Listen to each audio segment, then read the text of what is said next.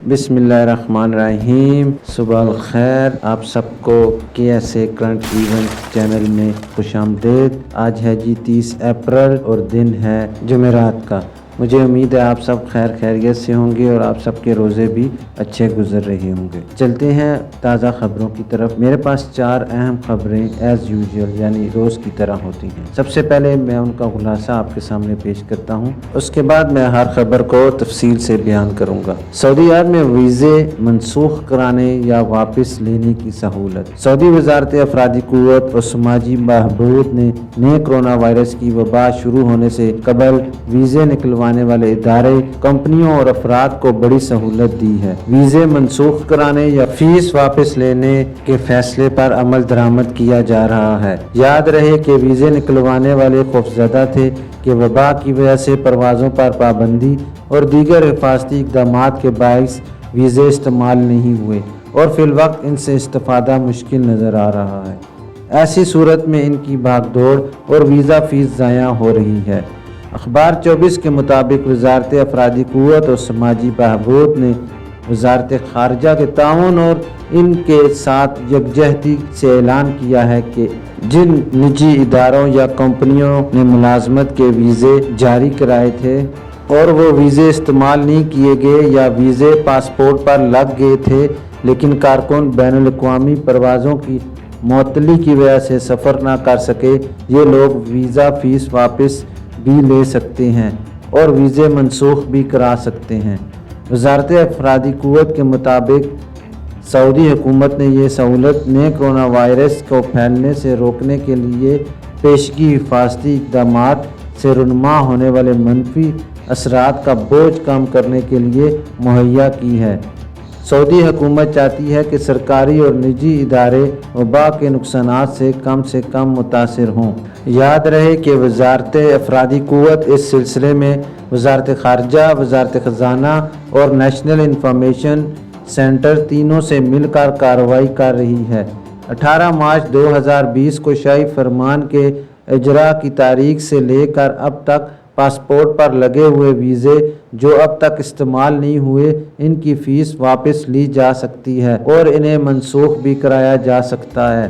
الحمدللہ سعودی حکومت کا یہ بہت اچھا فیصلہ ہے غیر ملکیوں کے لیے، کیونکہ کافی لوگوں کا میں نے بھی سن رکھا ہے کہ ان کے ویزے نکل آئے ہیں لیکن وہ ابھی تک یہاں پر نہیں پہنچے۔ تو انشاءاللہ مجھے امید ہے کہ وہ لوگ جو انتظار کر رہے ہیں سعودیہ آنے کا بہت جلد یہاں آ جائیں گے۔ اب دوسری بڑی خبر جو پاکستانیوں کے دلوں کو خوش کر دے گی وہ یہ ہے کہ سعودی عرب سے پاکستانیوں کی واپسی، ہر 2 ہفتے 2 پروازیں چلیں گی۔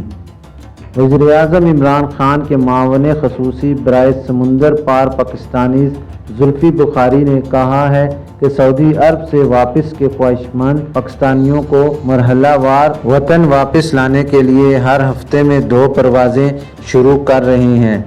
ان کا مزید کہنا ہے کہ مریضوں اور میتوں کی پاکستان منتقلی کو بھی ترجیحی فہرست میں شامل کر رہے ہیں۔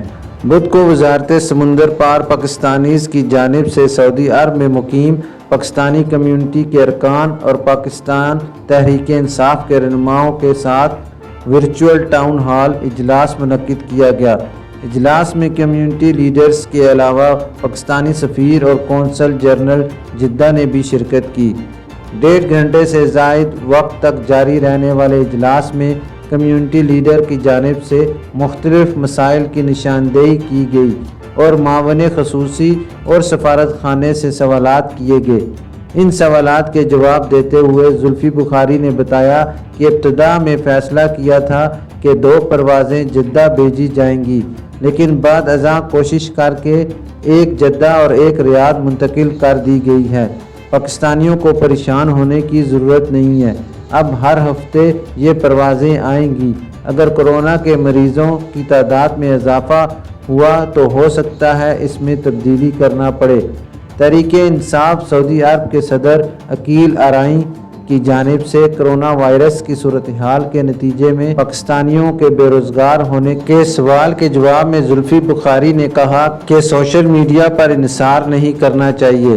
فی الحال ہمیں سعودی حکومت کا شکریہ ادا کرنا چاہیے کہ انہوں نے ہمارے لوگوں کا خیال رکھا ہے۔ متحدہ عرب امارات سے پاکستانیوں کی واپسی کے حوالے ایک سوال کے جواب میں زلفی بخاری نے مزید بتایا کہ UAE نے لوگوں کی پاکستان واپسی کے لیے بھی کہا تھا۔ پاکستانیوں نے سفارت خانے کے باہر احتجاج بھی کیا، تب جا کر پروازیں شروع ہوئیں۔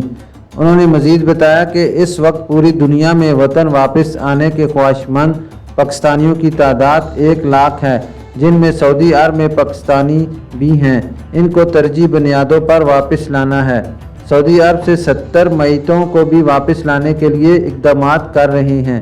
اس موقع پر قونصل جنرل جدہ نے بتایا کہ جدہ میں موجود میتوں میں 10 کل جمعرات کی پرواز میں پاکستان روانہ کر دی جائیں گی۔ کمیونٹی ارکان قیصر جاوید اور فروخ رشید نے تجویز دی کہ سعودی عرب میں مقیم وہ پاکستانی جو کچھ ماہ تک وہاں گزارا کر سکتے ہیں، پاکستان جانے کی جلدی نہ کریں۔ ان کا کہنا تھا کہ سعودی عرب میں بیرون ملک پاکستانیوں کے لیے نوکریوں کی ایک بڑی مارکیٹ ہے، اس لیے یہاں سے نکلنا اپنی جگہ خالی کرنے کے مترادف ہوگا۔ جو لوگ بھی مشکل وقت گزارا کر لیں گے وہ سعودی عرب میں ہی رہیں گے۔ اس پر زلفی بخاری نے کہا کہ یہ تجویز مناسب بھی ہے اور حکومت بھی لوگوں سے یہی کہہ رہی ہے۔ 1 ماہ سے ٹریول ایجنٹ بنا ہوا ہوں۔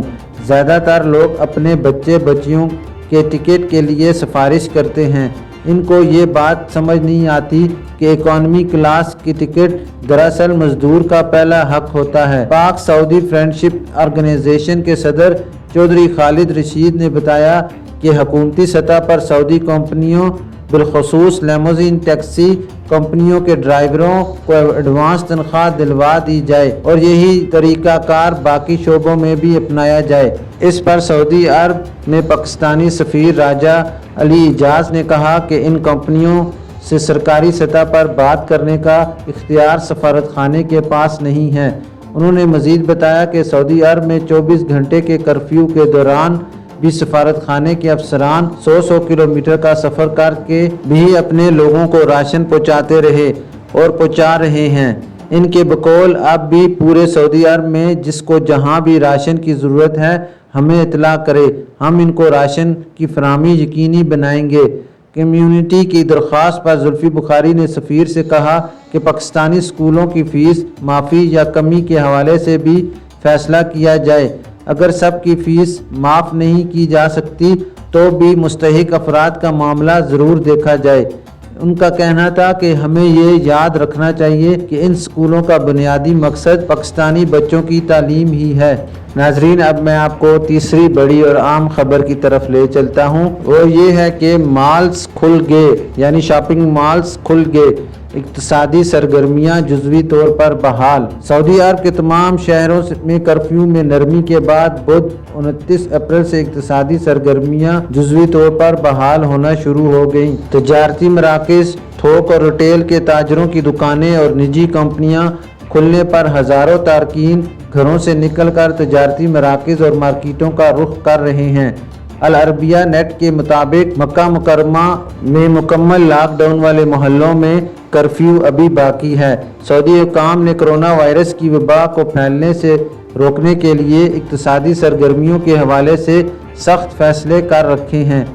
معروف سعودی اقتصادی تجزیہ نگار فضل ابو عنین نے اس یقین کا اظہار کیا کہ اقتصادی سرگرمیوں کی جزوی بحالی سے نجی اداروں کے اقتصادی مسائل کا بوجھ کم ہوگا، خصوصاً نقدی کی قلت دور ہوگی۔ تجزیہ نگار نے مزید بتایا کہ حالات کا رخ بدل رہا ہے کہ جلد مملکت بھر میں تمام اقتصادی سرگرمیاں بحال کر دی جائیں گی۔ مارکیٹوں کی بندش کا خمیازہ معیشت کو جھیلنا پڑ رہا ہے، یہ غیر معمولی ہے، مستقل بنیادوں پر اسے برداشت نہیں کیا جا سکتا۔ اقتصادی سرگرمیاں بند کرنے کا نقصان کورونا سے بچنے والے نقصان سے کسی طور کم نہیں۔ اقتصادی سرگرمیوں کی جزوی بحالی مکمل بحالی کی طرف ایک بڑا قدم ہے۔ وبا کا دائرہ جیسے جیسے تنگ ہوتا جائے گا ویسے ویسے اقتصادی سرگرمیاں بحال کرنے کا دائرہ وسیع ہوتا چلا جائے گا۔ ابو عنین نے اس اعتماد کا اظہار کیا کہ اقتصادی اداروں کی جزوی بحالی سے تجارتی ادارے رمضان موسم اور عید موسم کا کیک کھا سکیں گے۔